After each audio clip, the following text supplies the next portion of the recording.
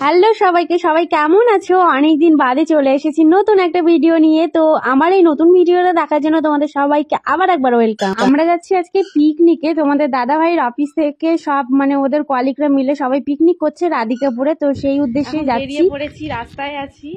এই যে তো এখন আমরা রাস্তায় দাঁড়িয়ে আছি বাসের জন্য, আর মামা আমার ঘুম চলে এসেছে।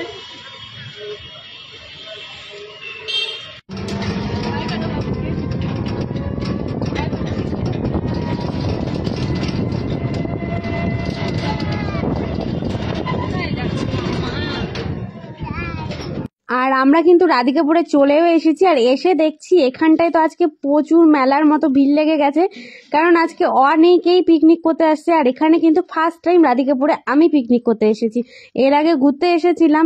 তো জানি না যে পিকনিক স্পটটা এতটা ভিড় হয়, প্রচণ্ড ভিড়। তোমরা নিজেরাই দেখে নাও যে চারিদিক শুধু মেলার মতন ভিড় লেগে গেছে, আর চারিদিক বক্সের আওয়াজ।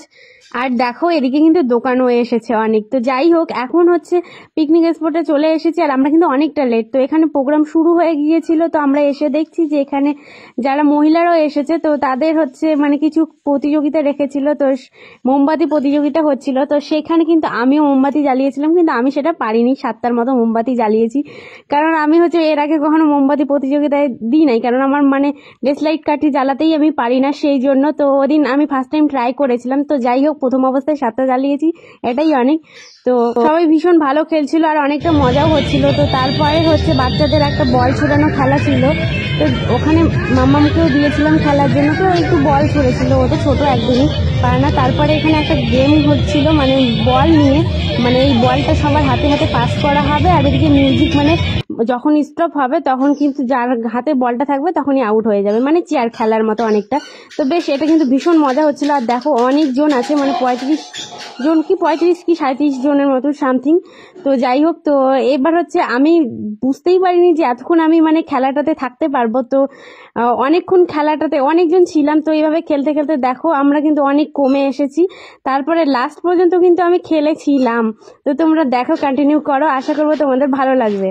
আর যখন মিউজিক হচ্ছিল চারিদিকে, তো বক্সের আওয়াজ বোঝাই যাচ্ছিল না, তবুও খেলছিলাম। তো বেশ ভালো লাগছিল, অনেকক্ষণ ধরে খেলতে হচ্ছিলাম। দেখো এখন, তখন প্রথমে শুরুতে কতজন ছিলাম, এখন 4 জন খেলছি। এই 4 জনের মধ্যে প্রচন্ড পরিমাণে কম্পিটিশন চলছে।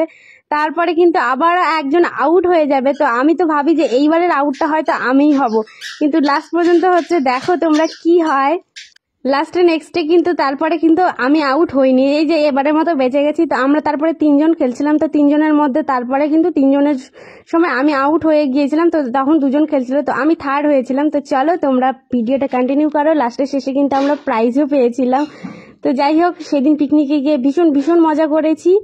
আর এইদিকে কিন্তু মাম্মাও কোনো বিরক্ত করেনি। আমি তো ফার্স্টের দিকে যেতেই চাচ্ছিলাম না, মাম্মামের জন্য এই ঠান্ডার মধ্যে বিরক্ত করবে সেই কারণে, কিন্তু না, মেয়ে আমার একদম বিরক্ত করেনি, চুপচাপ ভালোই ছিল, শান্তর মতো।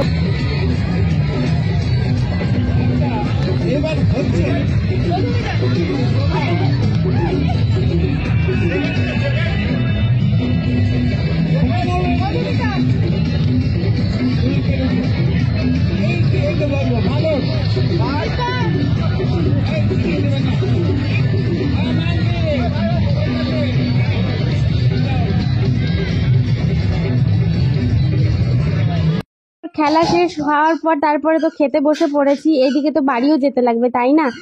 আর এদিকটা খাওয়া দাওয়া করে তারপরে কিন্তু আমরা বাড়ির উদ্দেশ্যে রওনা দিব। ট্রেনে করে যাব, সেই কারণে, কারণ ওখানে প্রচুর লেট হবে, সেই জন্য আমরা ট্রেনে করে যাব। তাই আমরা এখন এলাম টোটো করে স্টেশনের পাশে।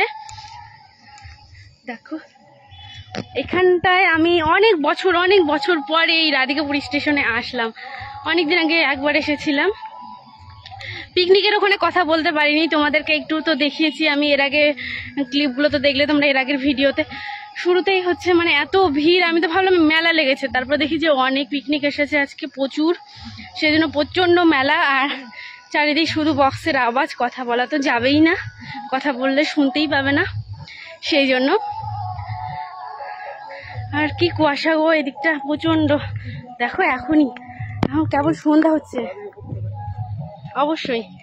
আর এই যে রাধিকাপুরে, এই যে মামা ওর পাপার কোলে করে যাচ্ছে, আমি ওকে কিছুটা নিয়ে এসেছি, আমি হাঁপিয়ে গেছি। অবস্থা হয়েছে ওর পাপার সাথে ও হেঁটে হেঁটে আসছে, আর আমি তো এই যে মাম্মাম রাস্তা দেখে চলে এসো। আর এই যে এপাশে কলকাতা ট্রেনটা দাঁড়িয়ে আছে, ওটা তো অনেক লেট হবে, এখান থেকে ছাড়তে 9টার দিকে ছাড়বে। তো আমরা লোকালটাতে যাব, কাঠিয়ার না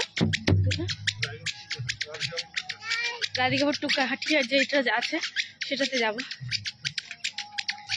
হ্যাঁ মাম্মা কেমন মজা হলো?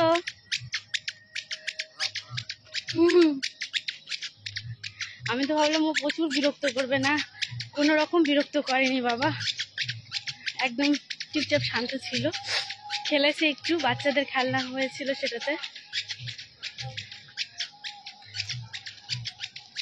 আর এই যে ওভারব্রিজে, এই ওভারব্রিজটা এই যে দেখো, আমি যখন এর আগে এসেছিলাম এই ওভারব্রিজ ছিলই না, কত বছর আগে এসেছি, তাহলে ভাবতে পারো।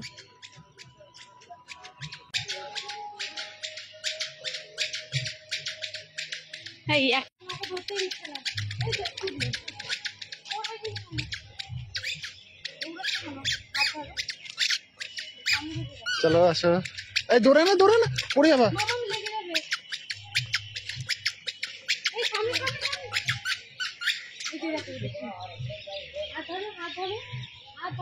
এই যে আসো এদিকে, আমি এদিকে,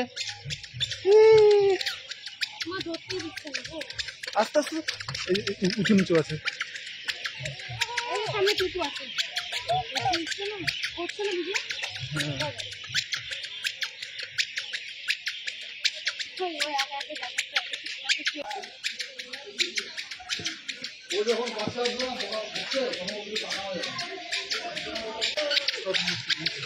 হ্যাঁ